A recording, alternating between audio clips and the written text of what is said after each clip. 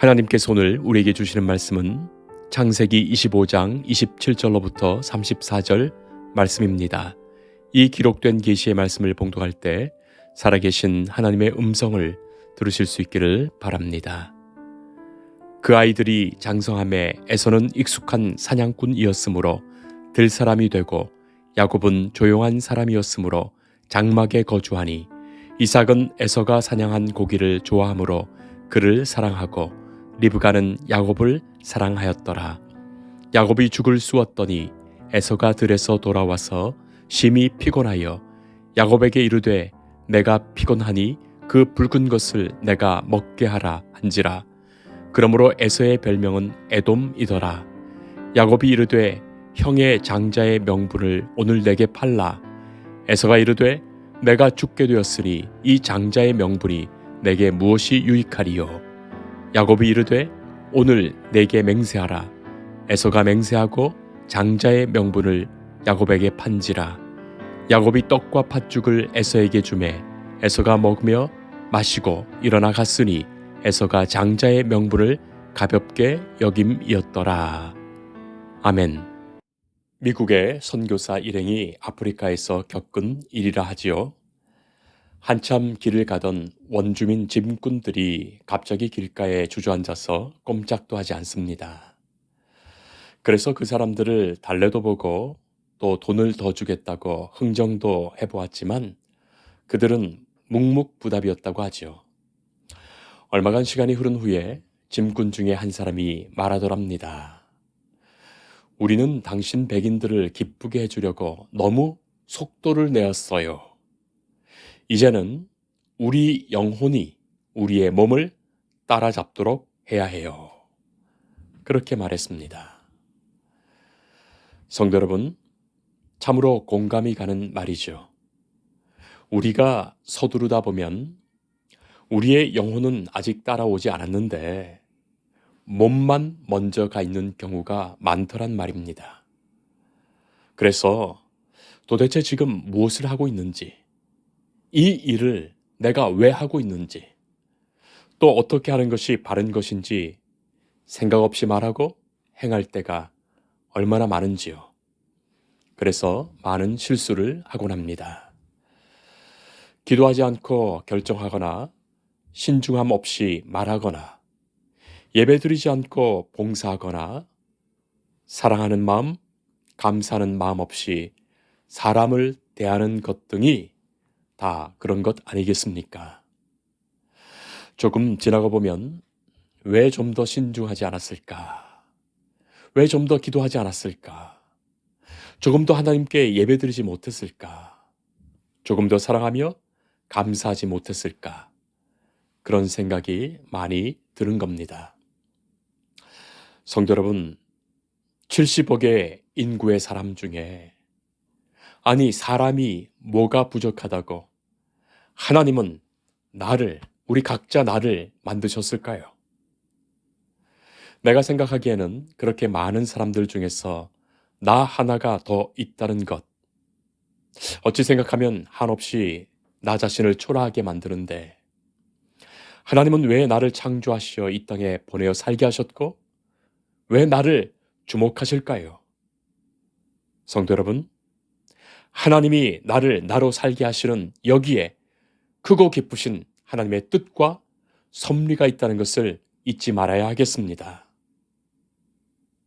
왜 내가 지금 이 모습으로 살아갈까? 왜 내가 이런 가정, 이런 부모님의 자녀로 태어났을까? 왜 내가 대한민국에서 태어났고 지금의 이 시대를 살아갈까? 나 자신에 대하여 깊이 생각해 보면 그런 질문이 자연스럽게 나올 것입니다. 그러나 하나님은 이유 없이, 목적 없이, 아무런 뜻 없이 그냥 나를 나로 존재하게 하신 것이 아님을 알아야 합니다. 곧 내가 나로 살게 하신 하나님의 소중한 뜻이 있음을 잊지 말고 기억해야 하겠습니다. 예수님은 하나님을 사랑하는 것과 이웃을 사랑하는 것을 하나님의 모든 율법과 선지자의 강령을 요약한 것으로 말씀해 주셨고 바로 그 사랑을 새로운 계명으로 우리에게 다시금 말씀해 주십니다. 새 계명을 너희에게 주노니 서로 사랑하라. 내가 너희를 사랑한 것 같이 너희도 사랑하라. 예수님 말씀하셨어요. 하나님은 나를 참으로 사랑하시며 내가 하나님 사랑하기를 원하십니다. 하나님이 나를 사랑하심이 먼저이지요. 그런 후에 내가 그 사랑을 알고 그 사랑을 깨달아 하나님 사랑하기를 원하십니다. 맹목적인 사랑이 아닙니다. 단순한 명령이 아니죠. 그리고 서로 사랑하라는 것은 너 자신을 사랑하는 것처럼 이웃을 사랑하라고 말씀하셨다는 것 주목할 필요가 있습니다. 그 말은 자기 자신 사랑하는 일에 실패하지 말 것과 자신을 사랑하는 바로 그 사랑처럼 이웃을 사랑하라는 뜻의 말씀이에요. 자, 그러니 먼저는 나를 사랑하시는 하나님, 그리고 내 스스로가 내가 하나님으로부터 사랑받고 있음을, 하나님이 나를 사랑하심을 깊이 알고, 둘째는 나 자신이 나를 사랑하는 바로 그 마음에서 내가 나를 사랑하듯 하나님이 사랑하시는 다른 사람들, 이웃과 타인을 내가 사랑할 수 있는 거기에 이르는 것입니다. 바로 그것이 사랑의 순서예요. 하나님이 나를 사랑하십니다. 마땅히 나도 나를 사랑하는 것에서부터 이웃과 타인을 사랑하는 것으로 나아가는 거예요. 나를 희생한다는 것, 나를 부정한다는 것을 잘못 이해하여 자기를 무시하거나 자기를 못마땅히 여기거나 자기를 학대하거나 포기하는 것이어서는 결코 안 될 것이고, 하나님이 나를 사랑하시는 그것에서부터 내가 나를 진심으로 사랑하며 나를 사랑하는 그 사랑으로부터 타인을 나와 같이 사랑하는 거기에 이르러야 하겠습니다. 그것을 잃어버린다면 자기의 존재와 가치, 내게 주신 모든 것들을 소중히 여기지 못하는 거예요. 오늘 우리는 하나님이 자신에게 주신 것을 너무나도 쉽게, 가볍게, 하찮게 여긴 한 사람을 만나게 됩니다. 그는 이삭의 아들이며 쌍둥이 동생 야곱의 형인 에서입니다. 오늘의 본문은 특별한 한 이야기를 전하지요. 27절 보면 형 에서는 들사람이고 사냥꾼입니다. 동생 야곱은 조용하며 장막에 괸니다. 아버지인 이삭은 사냥한 고기를 좋아했기에 사냥꾼인 에서를 더 사랑했고, 장막에서 살림을 사는 어머니는 자기를 잘 도와주는 아들인 야곱을 더 사랑하지요. 자, 그리고 보면 에서는 아버지가 좋아하시는 것을 잘 알고 그것으로 아버지를 섬겼고, 야곱은 어머니가 좋아하시는 것을 잘 알고 그것으로 어머니를 섬겼던 거예요. 그런데 하루는 동생 야곱이 죽을 쑤어서 형 에서가 들에서 돌아올 때쯤 그때를 기다렸습니다. 아마도 죽을 쑤는 것은 어머니에게 배우지 않았을까요? 그랬을 거예요. 야곱이 죽을 맛있게 쑤었습니다. 형이 들에서 돌아와 보니 맛있는 냄새가 납니다. 동생이 팥죽을 쑤었습니다. 아마도 맛있게 먼저 먹고 있지 않았을까요? 자, 그러니 에서가 야곱에게 동생아, 내가 피곤하니까 나도 좀 먹어보자 한 것이에요. 피곤하다는 말은 지쳐있고 배가 고프다는 말입니다. 그래서 붉은 그 팥죽을 먹어보자고 했던 거예요. 자, 그런 형에게 동생은 말합니다. 형의 장자 명분을 오늘 내게 팔라 했습니다. 형이 수고하여 들에서 사냥하고 돌아왔으면 기쁜 얼굴로 맞으며 또 팥죽을 넉넉히 나누어 준다면 참으로 의가 좋을 텐데, 그것으로 흥정하고 거래를 하니 야곱도 보통이 아니지요.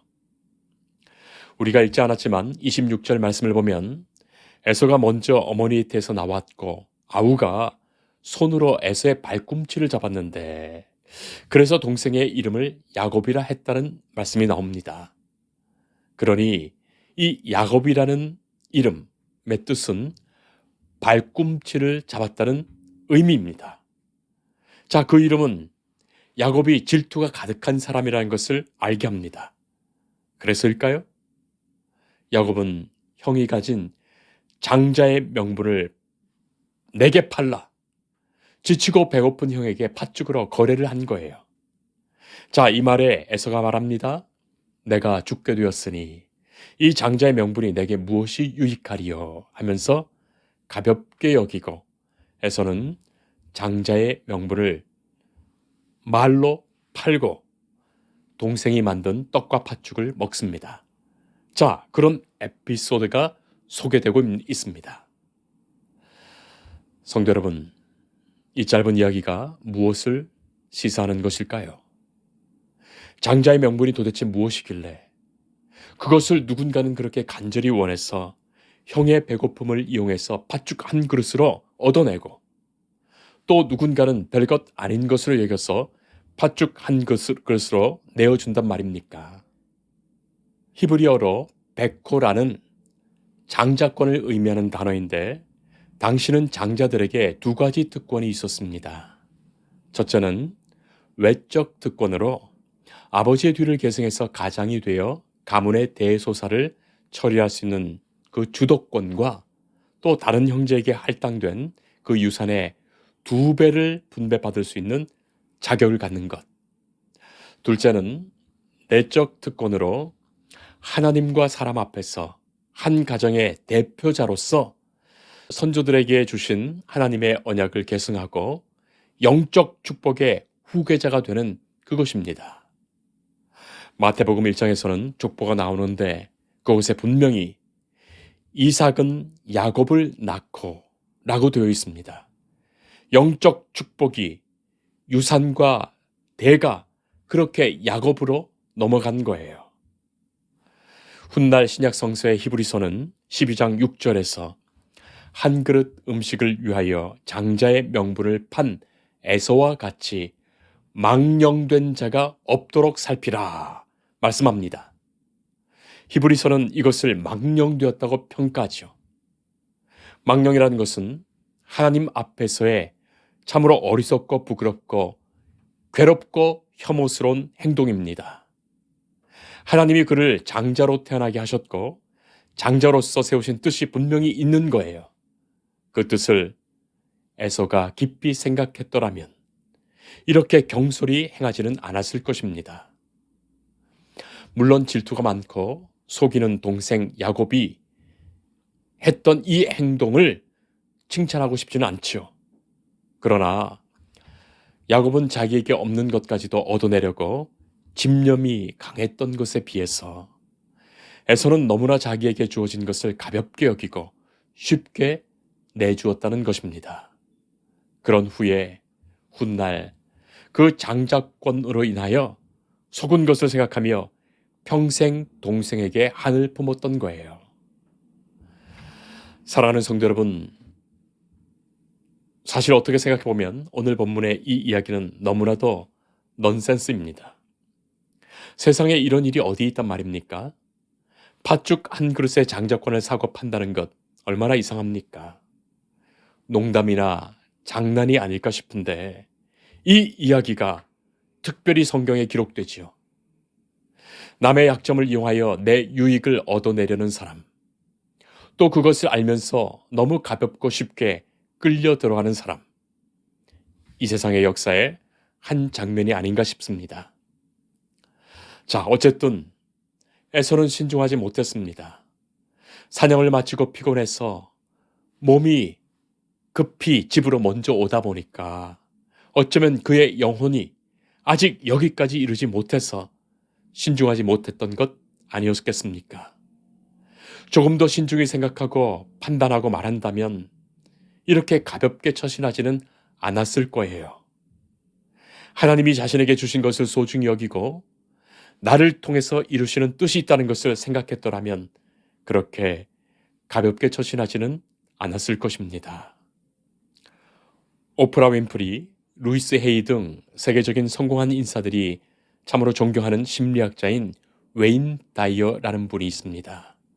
그분이 자신의 임상치료 경험을 바탕으로 개인들이 행복해지는 방법을 구체적으로 제시하며 전 세계 많은 이들에게 지혜를 준 책, 행복한 이기주의자라는 책이 있습니다.